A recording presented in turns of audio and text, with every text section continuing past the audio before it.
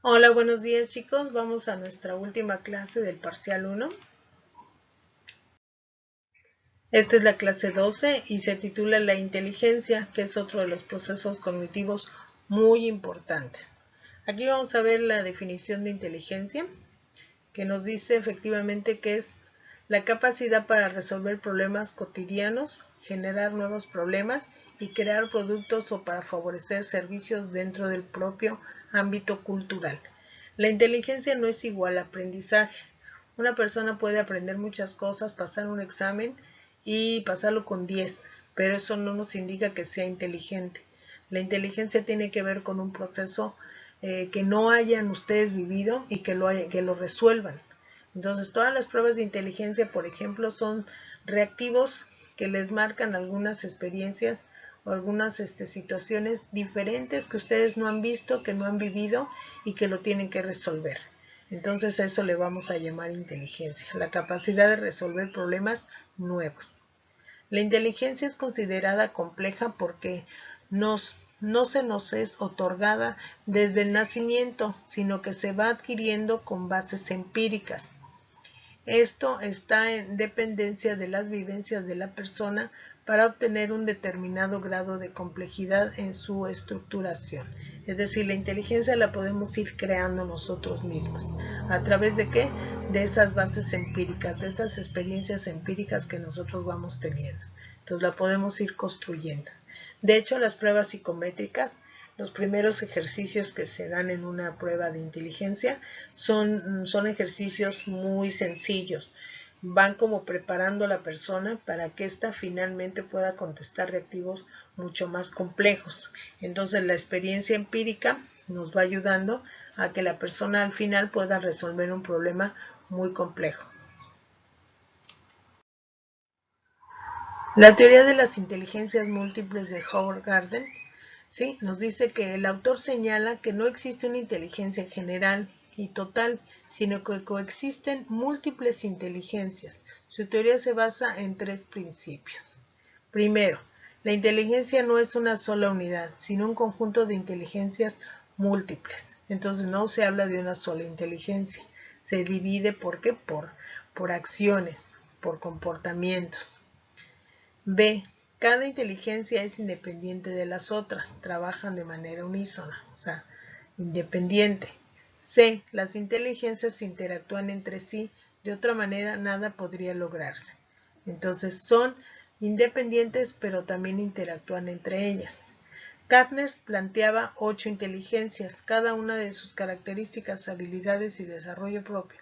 Una persona puede tener mayor dominio en una, inclinación hacia varias, menor grado en otras y puede también tener una combinación de ellas. Regularmente hay unas inteligencias que son afines y que si se da unas, regularmente se da la otra. Entonces vamos a ver las cuáles son. Aquí les marqué las 9 inteligencias porque al final Gardner nos habla de una inteligencia que hasta últimos tiempos se ha generado. Ahorita lo vamos a ver al final. Primero vamos a ver la inteligencia auditiva o musical. Las personas que la muestran se sienten atraídas por los sonidos de la naturaleza y por todo tipo de melodías. Disfrutan siguiendo el compás de la música con el pie, golpeando o sacudiendo algún objeto rítmicamente. Son hábiles en el canto, en la ejecución de instrumentos y en la apreciación musical. Entonces aquí, por ejemplo, en los niños podemos ir observando quiénes de ellos pueden tener este tipo de inteligencia. Yo he observado bebés que cuando uno les pone música empiezan a moverse o empiezan a hacer un ritmo que va acorde a la música que están escuchando. Entonces tienen esa atracción por los sonidos que van escuchando. Inteligencia corporal kinestésica. Se aprecia en las personas que usan su cuerpo para expresar emociones como la danza y la expresión corporal. Destacan en actividades deportivas y en trabajos de construcción donde se utilizan materiales concretos. También se aprecia en aquellos que son ágiles al ejecutar un instrumento, que puede ser la musical. Entonces, y la musical se pueden fusionar. Entonces, son personas que utilizan su cuerpo, ¿verdad?, para poder expresar algo. ¿sí? Alguna emoción, algún conocimiento. Entonces utilizan básicamente el proceso kinestésico, es decir, su cuerpo. Inteligencia lógico-matemática. Las personas que la desarrollan analizan con facilidad planteamientos y problemas. Se acercan a los cálculos numéricos, estadísticos y acertijos lógicos con entusiasmo. Desarrollan habilidades en computación y pensamiento científico. Entonces aquí podemos ver esta situación. Aquí principalmente en la inteligencia matemática podemos estar viendo que el hemisferio que predomina es el izquierdo. En las anteriores que vimos, que es la de musical, sería el derecho, y en la corporal, la kinestésica, también sería el derecho. Entonces vamos a ir mencionando qué hemisferio es el que predomina en cada una de las inteligencias. Inteligencia verbal lingüística. Se encuentran las personas que les encanta redactar historias, leer, jugar con ritmos, trabalenguas y en los que aprenden con facilidad otros idiomas. Les es fácil la comunicación, expresión y transmisión de ideas de forma verbal. Entonces aquí principalmente está el hemisferio izquierdo gobernando este tipo de inteligencia lingüística. Inteligencia visual espacial. Está en los niños que estudian mejor con gráficos, esquemas y cuadros. Les gusta hacer mapas conceptuales y mentales. Entienden muy bien planos y croquis. La base sensorial de esta inteligencia es el sentido de la vista, así como la habilidad de tomar imágenes mentales. Entonces, una persona con inteligencia visual espacial es la que se ubica muy bien en un espacio. Nos puede decir, llegar a lugares y acordarse perfectamente de cuáles son las calles que atravesó, dónde está situado el lugar.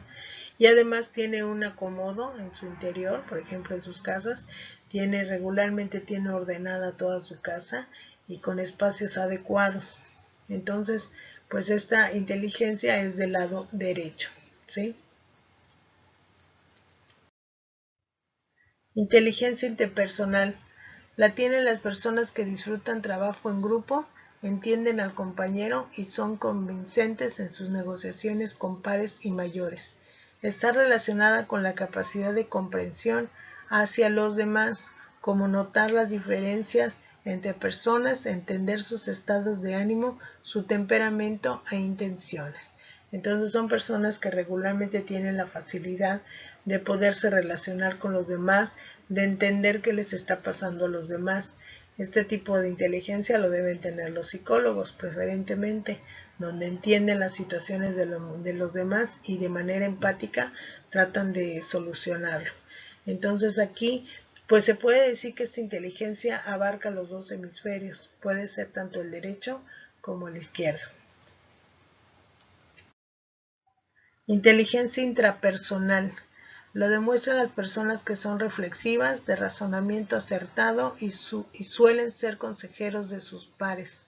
Conocen sus emociones y saben nombrarlas. Desarrollan la capacidad de construir una percepción precisa respecto de sí misma, de organizar y dirigir su propia vida. Entonces son personas que se conocen a sí mismos, ¿sí? Que conocen sus emociones y cómo reaccionan y se pueden controlar ellas mismas, no necesitan de una persona que las venga a ayudar, sino ellas mismas pueden salir de esa situación. Y esta inteligencia también trabaja en los dos hemisferios a la par.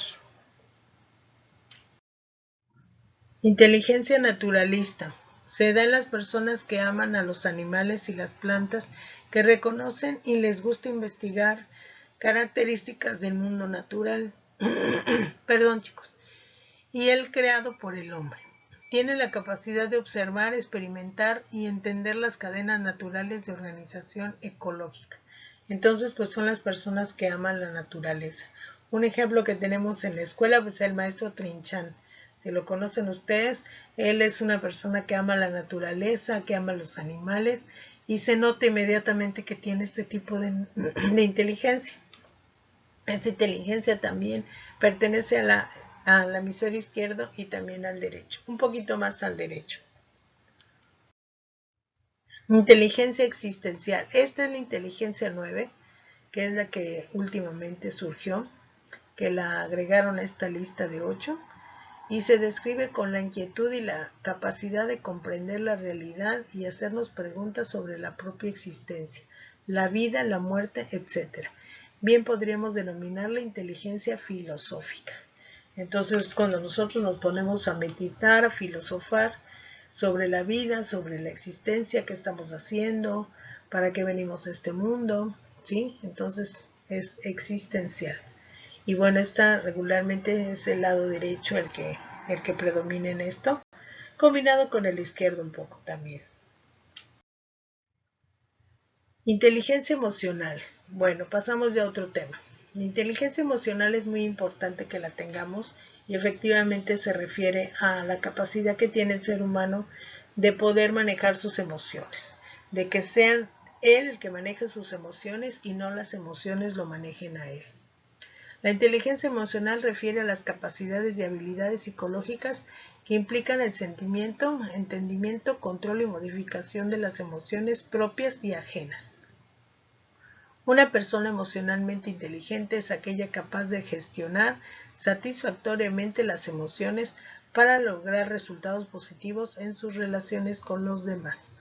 Un ejemplo que les puedo dar de inteligencia emocional es si de repente nosotros llega una persona y nos insulta, nos dice que somos torpes, somos tontos o alguna otra palabra más fuerte, pues nosotros, si es una persona con inteligencia emocional, se va a quedar viendo a la persona y va a decir, bueno, pues eso es lo que piensas tú, yo pienso lo contrario. No se va a molestar, no se va a indignar y no lo va a tomar en cuenta ese comentario. ¿Por qué? Porque controla sus emociones. A pesar de que varios psicólogos ya habían señalado la insuficiencia de los elementos cognitivos y racionales como únicos indicadores de inteligencia, el concepto surge en 1983 con el psicólogo Howard Gardner, quien considera a los tests el coeficiente intelectual como insuficientes para lograr una apreciación de la inteligencia. Es decir, este autor nos habla de que las pruebas psicológicas o los test de inteligencia que existen no son suficientes para poder entonces medir la inteligencia de una persona. Existen dos formas elementales de inteligencia emocional. Nos hablan de la inteligencia interpersonal, que ya la habíamos comentado ahorita, implica entender y comprender las emociones de otros y tener la habilidad de reaccionar ante el estado anímico del otro. Es la que les decía que deben de tener los psicólogos. Y la inteligencia intrapersonal implica entender y comprender las propias emociones, de tenerlas en cuenta al momento de tomar decisiones y ser capaz de regular las emociones según la situación. Entonces, estos dos tipos de inteligencia son básicas para poder tener una inteligencia emocional. Ventajas de la inteligencia emocional.